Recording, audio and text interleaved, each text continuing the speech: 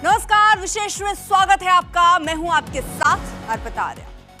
आज विशेष में एक ऐसी खबर जिसे सुनकर हर कोई हैरान है, परेशान है। सवालों में एक संतान है, एक बेटा जिसने अपने ही पिता को पहले बेरहमी से मारा और पिता के शव के टुकड़े टुकड़े करके एक नीले ड्रम में भर दिया।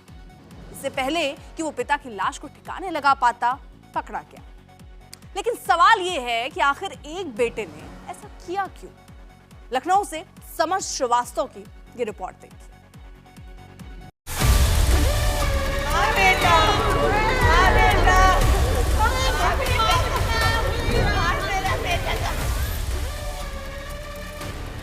लखनऊ में एक बेटा अपने ही पिता का हत्यारा कैसे बन गया? एक बेटे ने अपने पिता को बेरहमी से काटकर नीले ड्रम में क्यों डाला? 4 दिन तक पिता की लाश घर में छिपाकर मासूम बनने की एक्टिंग क्यों करता रहा? लखनऊ की आशियाना कॉलोनी में एक ऐसी घटना हुई है जिसने पूरे देश को हिलाकर रख दिया। आपको मेरठ का बहुचर्चित सौरभ हत्याकांड याद होगा, जिसमें सौरभ की पत्नी ने अपने प्रेमी साहिल के साथ मिलकर पहले पति की हत्या की और फिर शव के टुकड़े कर एक नीले ड्रम में फेंक दिए और ऊपर से सीमेंट का घोल डाल दिया था। लखनऊ में भी बिल्कुल ऐसा ही हत्याकांड हुआ है, बस यहाँ पत्नी की जगह बेटा है।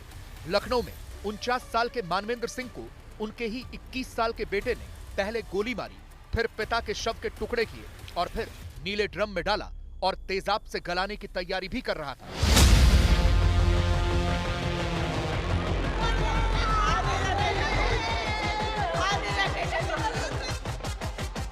हथकड़ियों में जकड़ा यही वो कलयुगी बेटा अक्षत प्रताप सिंह है, जिसने अपने पिता को मार डाला और हत्या भी ऐसी कि हर कोई हैरान है। इस वक्त हम उस जगह पर हैं, उस क्राइम सीन पर हैं जहां इस घटना को अंजाम दिया गया है। अगली तस्वीर आपको मैं उस कमरे की दिखाने जा रहा हूं। ये वो कमरा है जिसे फिलहाल पुलिस ने सील किया हुआ है और यहां पर आप एक ताला लगा हुआ देख पाएंगे। ये ताला लगा है और इस कमरे के अंदर वारदात को अंजाम दिया गया है। मामला कुछ इस तरीके का है, जो जानकारी फिलहाल सामने आ रही है कि एक पिता जो मानवेंद्र हैं, जो शराब कारोबारी हैं, पैथोलॉजी लैब्स भी हैं, वो अपने बेटे पर नीट की पढ़ाई का एक तरह से दबाव बना रहे थे और उस दबाव के चलते बेटे को गुस्सा आया, उसने राइफल निकाली और अपने ही पिता के सिर पर गोली चला दी। उसमें पिता की मौत हो गई। इसके बाद वो वहाँ नहीं रुका, उसने बॉडी छुपाने के लिए बॉडी के टुकड़े किए और उसे नीले ड्रम में डाल दिया। बॉडी यहीं रही। इसके बाद वो खुद गया पुलिस थाने और उसने गुमशुदगी की एक रिपोर्ट दिखा दी, जिससे उस पर शक ना हो। आप इस तरह घर वालों को देखें, यहाँ पर तमाम जो घर वाले हैं वो मौजूद हैं। ये आपको मैं दिखा रहा हूँ, तीसरा फ्लोर है, यानी कि नीचे की तरफ अगर आप देखें तो ये पूरा मकान मानवेंद्र का ही है। इसके दूसरे नीचे वाले फ्लोर पे एक फ्लोर छोड़कर उनके भाई रहते हैं अरविंद, ऊपर एक छत है और यहीं पर उस घटना को अंजाम दिया गया है।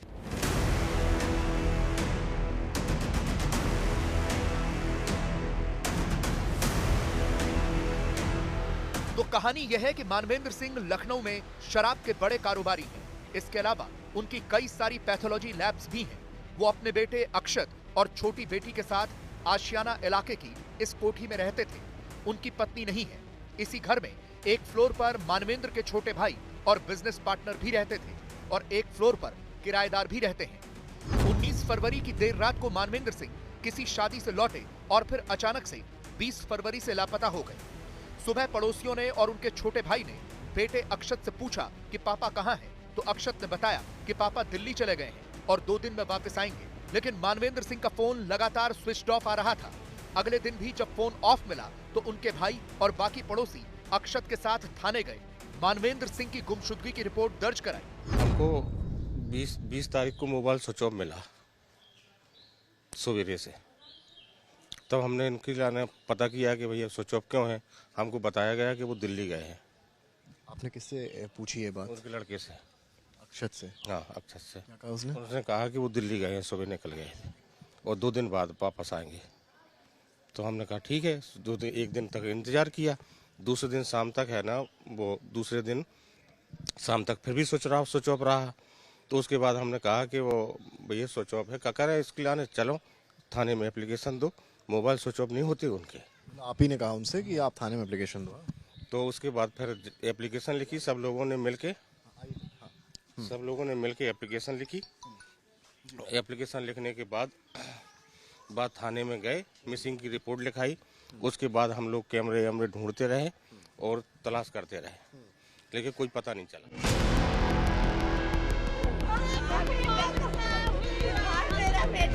पड़ोसियों ने बाकायदा मानवेंद्र मिसिंग का एक ग्रुप भी बनाया था, जिसमें उनकी गुमशुदगी की रिपोर्ट दी जाती थी, उनके बारे में पूछा जाता था। ये एक व्हाट्सएप ग्रुप था जिस पर तमाम पड़ोसी एक्टिव थे। मानवेंद्र मिसिंग का सब लोग पूछ रहे थे। मानवेंद्र मिसिंग का एक ग्रुप भी बना लिया गया था। जब मानवेंद्र यहाँ नहीं मिले तो मतलब जो मोहल्ला था वो लगा था कि आखिर मानवेंद्र गए कहाँ, जो हंस खेल रहे थे। अब हम आपको ग्रुप भी दिखाएंगे, जो ग्रुप मानवेंद्र, ये देखिए, दिखाइए जरा, Manvendra Mishra update, Manvendra missing update है। और इसमें तमाम लोग ऐड हैं और लगातार पूरी सोसाइटी इस कोशिश में थी जो कि मिसिंग रिपोर्ट थी। फिर ये जब हम थाने गए तो वो वाला अपडेट दिया है। फिर इसके बाद डीएसपी ऑफिस गए, फिर अपडेट, फिर बोला फोटो मीडियम देना है। तो मानवेंद्र जी की तस्वीर है। लेकिन थाने की पुलिस ने ज्यादा लोड नहीं लिया तो फिर मानवेंद्र सिंह के भाई और पड़ोसी डीसीपी ऑफिस गए और उसके बाद पुलिस एक्टिव हुई। और फिर जो खुलासा हुआ उससे हर किसी की रूह कांप गई। पुलिस ने सख्ती से पूछताछ की तो अक्षत ने बताया कि 20 फरवरी को रात को किसी बात को लेकर पिता पुत्र में विवाद हुआ। गुस्से में आकर अक्षत ने पिता की लाइसेंसी राइफल से उन्हें गोली मार दी। मानवेंद्र सिंह की मौके पर ही मौत हो गई। घटना के वक्त अक्षत की छोटी बहन कृति अपने कमरे में सो रही थी। बताया जा रहा है कि अक्षत ने अपनी बहन को धमकाया कि किसी को मत कहना। इसके बाद तो अक्षत ने हैवानियत की सारी हदें पार कर दी। वारदात मकान के तीसरे फ्लोर पर हुई थी। पूछताछ में आरोपी ने पुलिस को बताया कि हत्या के बाद वो शव को घसीटते हुए ग्राउंड फ्लोर पर लाया, यहाँ खाली कमरे में शव रख दिया। इसके बाद शव को ठिकाने लगाने का प्लान बनाया। पहले कार में लादकर गोमती नदी में फेंकने की साजिश रची, लेकिन शव का वजन ज्यादा था, इससे वो अकेले ऐसा नहीं कर पाया। इसके बाद एक आरी खरीद कर लाया और पिता के शव के टुकड़े कर दिए। धड़ ठिकाने नहीं लगा सकने पर नीला ड्रम खरीद कर लाया और उसमें डाल दिया। इससे पहले कि अक्षत धड़ को ठिकाने लगा था, उसकी करतूत उजागर हो गई। ये प्री प्लान मर्डर किया है उसने बेटे ने। क्या उसको ईगो हर्ट था, क्या प्रॉब्लम थी, मुझे नहीं पता, लेकिन प्री प्लान मर्डर है। वो शादी से लौटे हैं 1-1:30 बजे, जो मुझे बताया गया, क्योंकि मैं झांसी में रहता हूँ, तो बताया गया कि 1-1:30 बजे वो लौटे हैं। इसके बाद उसने जो है हत्या कर दी है। किस टाइम की, 2 बजे की, 2:30 बजे की, 3 बजे की, उसने जो है राइफल से गोली मार दी है उनको। इसके बाद सबके कई टुकड़े कर करके इधर उधर फेंका है और धड़ को सबसे नीचे वाले फ्लोर में ले जा करके एक नीले ड्रम में डाल के उसने रखा था। यहाँ गुमशुदगी दर्ज कराई गई। जो मानवेंद्र सिंह के पार्टनर हैं, उनको जब पता चला कि मोबाइल स्विच ऑफ बता रहे हैं तो उन्होंने गुमशुदगी दर्ज कराई। लड़के ने खुद थाने जाकर गुमशुदगी दर्ज? हाँ, उनके साथ गया था, बच्चा भी गया था, लेकिन उसने कुछ बताया नहीं। सवाल ये भी है कि रात को 2:30 या 3 बजे जब अक्षत ने अपने पिता को गोली मारी तो फिर आस पड़ोस या नीचे के फ्लोर पर रहने वाले मानवेंद्र के भाई की नींद क्यों नहीं खुली, किसी को पता क्यों नहीं चला। एक तर्क ये भी दिया जा रहा है कि इस दौरान बहुत सी शादियों की आतिशबाजी भी हो रही थी। अब इसके पीछे और क्या लॉजिक्स हैं ये साफ नहीं है, पर चौंकाने वाली बात ये है कि तीसरे फ्लोर है, यहाँ गोली चलती है तो ना इसके नीचे का जो फ्लोर जहाँ किराएदार रह रहे हैं उनको खबर है, ना उसके नीचे का जो फ्लोर है जहाँ भाई रह रहे हैं उनको खबर है। अगर किसी को आप मारते भी हैं तो चीखेगा, आवाज़ आएगी, लेकिन ऐसा कुछ भी किसी को सुनाई नहीं पड़ता है। हालांकि मोहल्ले के लोग ये भी कह रहे हैं कि शादी थी, इस वजह से सारी चीज़ें हैं। बड़ी बात ये भी, पिता की हत्या करने वाला बेटा सवालों के घेरे में है और सवाल उस नाबालिग बेटी पर भी है जो इस हत्याकांड के बाद पूरे 4 दिनों तक खामोश रही। इस दौरान ये बेटी एग्जाम भी देती है, घर से बाहर भी निकलती है, अपनी सहेलियों से भी मिलती, उनके घर पर भी जाती थी, लेकिन उसने किसी को भी इसके बारे में कुछ भी नहीं बताया। लेकिन क्यों? देखिए हमारी अगली रिपोर्ट में।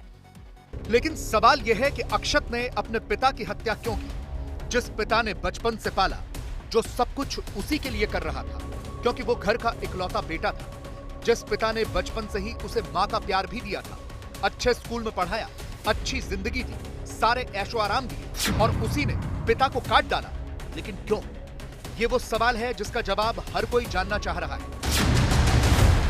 पूछताछ में अक्षत सिंह ने बताया है कि वो प्रतियोगी परीक्षा की तैयारी भी कर रहा था।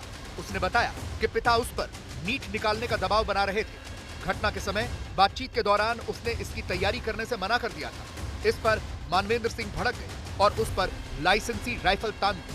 आरोपी ने पुलिस को बताया है कि राइफल छीनने की कोशिश के दौरान पिता को गोली लग गई। अपना जो भी इकबाल किया है उसमें वो बता रहा है कि उसके पिताजी उस पे प्रतियोगी परीक्षाओं के लिए तैयारी करने के लिए दबाव बनाते थे। इस क्रम में सुबह सुबह झगड़ा हुआ और राइफल से इसने गोली चला दी, जिसके कारण उनकी मौके पर ही मृत्यु हो गई। शव को साक्ष्य मिटाने के क्रम में शव के कुछ टुकड़े किए हैं और उसमें से जैसा उसने अभी बताया है कि हाथ और पैर को काट करके किसी जगह पे उसने फेंक दिया है।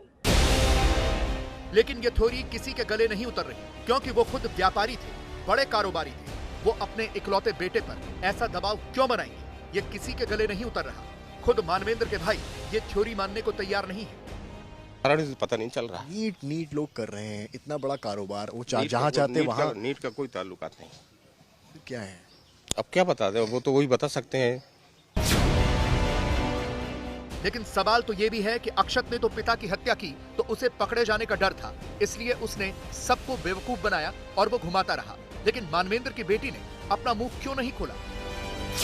ये कहा जा रहा है कि अक्षत ने अपनी बहन को धमकाया था, लेकिन हत्या के बाद बेटी घर से बाहर गई। इस बीच में अपना एग्जाम देने भी गई, अपनी पड़ोसी सहेली के घर पर पढ़ाई करने के लिए भी गई। तब भी उसने इसके बारे में किसी को क्यों नहीं बताया? कमरे में थी और बेटी के सामने ही ये सारी वारदात हुई है। सामने सारी वारदात हुई है और बेटी का ये कहना है कि हमको डरा दिया गया था, भाई द्वारा कह दिया गया था कि तुम किसी से कहना नहीं, तुमको भी गोली मार देंगे।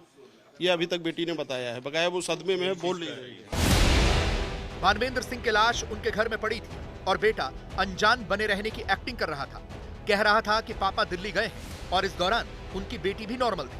वो तो बाकायदा अपना एग्जाम देने भी गई और पड़ोसी सहेली के घर पर पढ़ाई के लिए भी गई।